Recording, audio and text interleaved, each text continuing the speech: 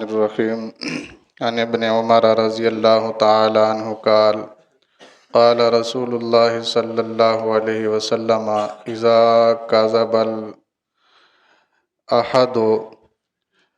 تباعد عنہ المالک من نتن ما جاء به او کما قال النبی صلی اللہ علیہ وسلم۔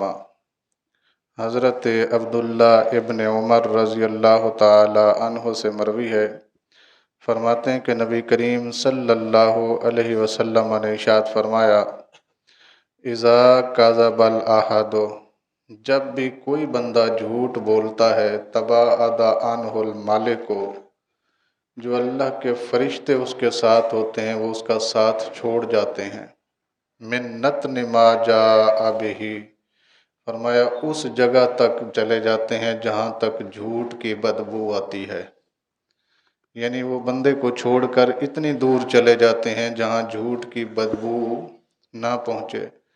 تو پوچھا گیا یا رسول اللہ صلی اللہ علیہ وسلم، جھوٹ کی بدبو کہاں تک جاتی ہے؟ فرمایا 40 میلا، 40 میل تک جاتی ہے ایک جھوٹ کی بدبو۔ تو وہ فرشتہ 40 میل دور ہٹ جاتا ہے جب کوئی بندہ کیا کرتا ہے؟ جھوٹ بولتا ہے۔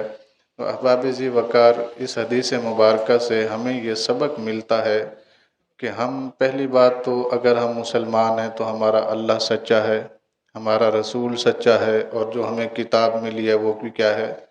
سچی ہے۔ جو احکامات ہمیں بتائے گئے ہیں وہ بھی یقیناً سچ ہیں۔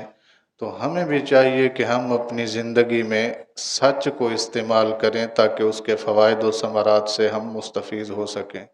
اللہ تعالیٰ سے دعا ہے کہ اللہ تعالیٰ مجھے اور آپ سب کو عمل کی توفیق عطا فرمائے۔ آمین۔ وآخر دعوانا ان الحمد للہ رب العالمین۔